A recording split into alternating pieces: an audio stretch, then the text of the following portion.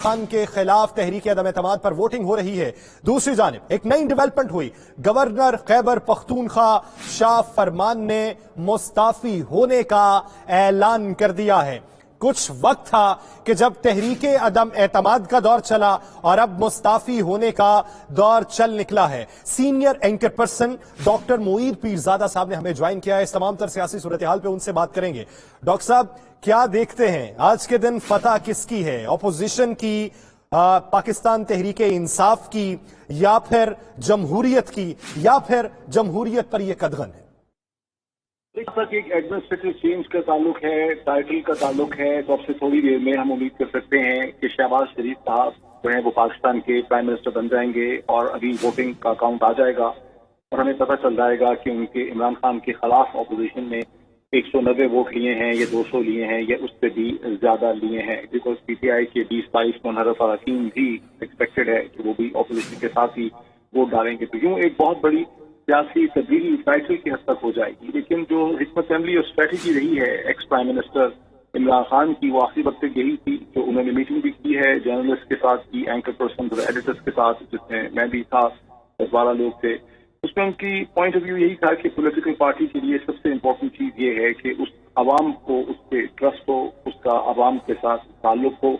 और तहरीक इंसाफ इस वक्त अवाम में बहुत मकबूल है और हम किसी भी ऐसी साजिश का हिस्सा नहीं बन सकते। उनसे ये सवाल पूछा गया, क्या आप लोग असेंबलियों में रहेंगे, ये असेंबलियों से छोड़ के चले जाएंगे? उन्होंने कहा इसके ऊपर हम इसका जायजा ले रहे हैं। लेकिन मैं बुनियादी तौर पर ये समझता हूँ कि जब हम ये समझते हैं कि ये एक रजीम चेंज है, ये एक बाहर के दबाव से, अमेरिका के दबाव से हुकूमत को गिराया गया है, तो इसको गिरा के अगर हम हंकी डोरी इसी पार्लियामेंट का हिस्सा बन जाएंगे जहाँ एक पार्लियामेंट्री प्रोसेस और कमेटीज के जरिए हमें कंट्रोल कर लिया जाएगा। उन्होंने ये भी माना कि अपोजिशन के जो लोग आ रहे हैं वो पार्लियामेंट्री प्रोसेस में बड़े माहिर हैं, वो कमेटीज और सब कमेटीज के जरिए हमें बोलने ही नहीं देंगे पॉइंट ऑफ ऑर्डर पे। उन्होंने कहा कि हमारे लिए जरूरी होगा कि हम अपना अवाम से रब्ता रखें और देखें कि मुल्क की सियासत जो है वो किस डायरेक्शन में इवॉल्व करती है। डॉक्टर साहब, जिस तरह अभी ताज़ातरीन इत्तला आई कि गवर्नर जो खैबर पख्तूनख्वा शाह फरमान, उन्होंने मुस्ताफी होने का ऐलान कर दिया है, तो इससे तासुर तो यही आता है कि असेंबलीज में ना रहने का फैसला हुआ होगा।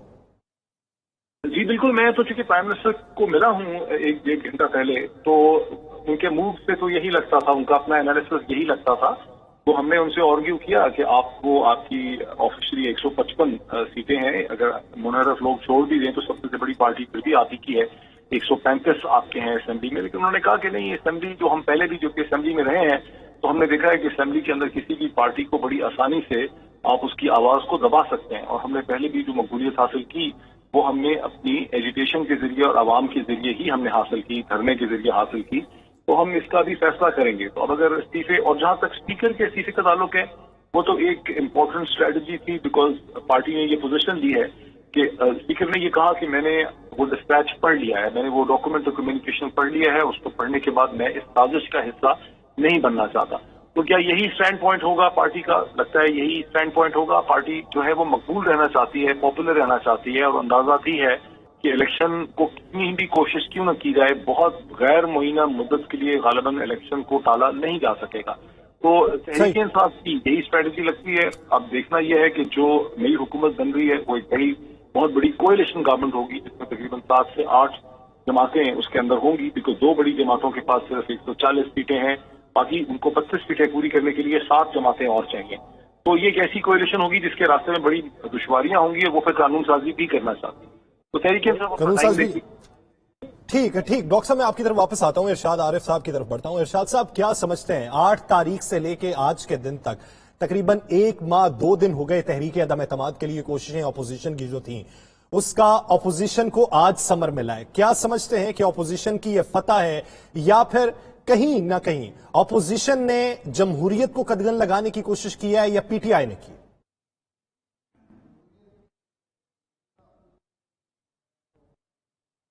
होगी उसकी तो ये कामयाबी तो है कि एक पार्टी को 5 साल का मैंडेट मिला था, उसको उन्होंने 3.5 साल में फारिग कर दिया। ये तो कामयाबी है।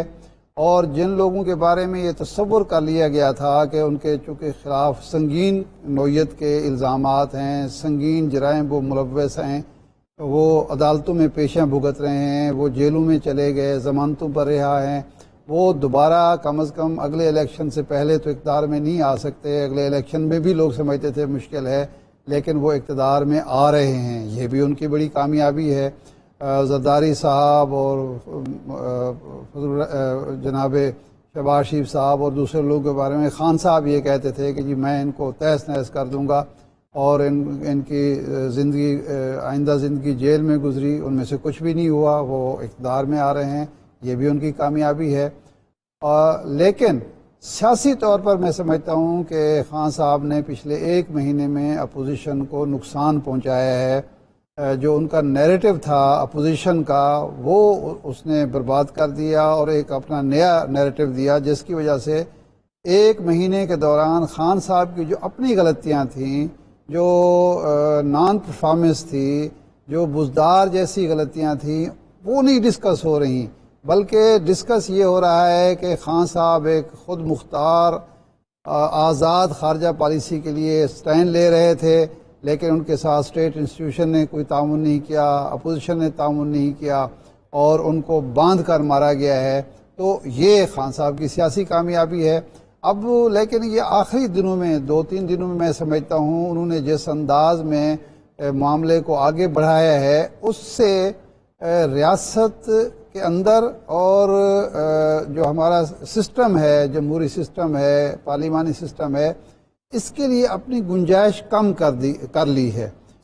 وہ ایک ایسے شخص کے طور پر سامنے آئے ہیں جو صرف اپنی ضد کی خاطر، انا کی خاطر جو ہے وہ اداروں کو لڑا سکتے ہیں اور بحران سیاسی پیدا کر سکتے ہیں. یہ ان پر الزام ایک رہے گا، اور اسٹیٹ انسٹیٹیوشن میں ان کی جو پہلے پذیرائی تھی اب اتنی نہیں رہے گی. لیکن جن لوگوں کا خیال یہ ہے کہ بس خان صاحب کی سیاست ختم ہوگی اور خان صاحب اب کبھی بھی اقتدار میں نہیں آ سکتے یا پاپولر سیاست نہیں کر سکتے، ان سے میں اتفاق نہیں کرتا. کیونکہ جب محترمہ بینظیر بھٹو واپس آ سکتی ہیں، جلاوطنی کے بعد میاں نواز شریف صاحب واپس آ سکتے ہیں، تو خان صاحب کے لیے بھی راستے کھلے ہوئے ہیں. اس سارے عمل میں ایک بات بہرحال مجموعی طور پر جو نقصان ہوا ہے وہ سیاستدانوں کو اور جمہوریت کو یہ ہوا ہے کہ یہ اپنے معاملات مل بیٹھ کر طے کرنے کی صلاحیت نہیں رکھتے، اور یہ ہمیشہ ادھر ادھر دیکھتے ہیں، دوسروں کی طرف دیکھتے ہیں. جب تک دوسرے ادارے ان کی مدد نہ کریں یہ خود کچھ کرنے کے قابل نہیں ہے. یعنی قوت فیصلہ موجود نہیں ہے، قوت ارادی موجود نہیں ہے کہ تمام سٹیک ہولڈرز ایک میز پہ بیٹھ کے کوئی فیصلہ کر سکیں، مستقبل کی حکمت عملی ترتیب دے سکیں. اسد بھائی میں آپ کی طرف آؤں گا. اسی بیچ اینکر پرسن سعدیہ افضال صاحبہ نے ہمیں جوائن کیا. سعدیہ صاحبہ بہت مشکور ہیں آپ کے وقت کے. سعدیہ صاحبہ، جس طرح ارشاد صاحب یہ بات کر رہے ہیں کہ خان صاحب کے اوپر ایک الزام تو رہے گا کہ انہوں نے اپنی انا اور ضد کی خاطر اداروں کو آپس میں لڑوا دیا. آپ یہ دیکھیے کہ خان صاحب جو بھی بیانیاں دیتے تھے ان کے کارکنان اس کو بائے کرتے تھے، وہ جس طرح کا بھی ہو.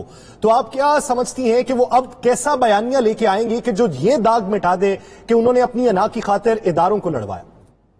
دیکھیں یاسر، یہ خان صاحب کی اب صلاحیت کہیں یا جو مرضی کہیں کہ جس قسم کا بھی نیریٹو وہ بناتے ہیں، رائٹ اور رانگ، ان کا جو سپورٹر ہے، جو ان کا فالوور ہے، وہ اس کو اسی طریقے سے بائی کرتا ہے.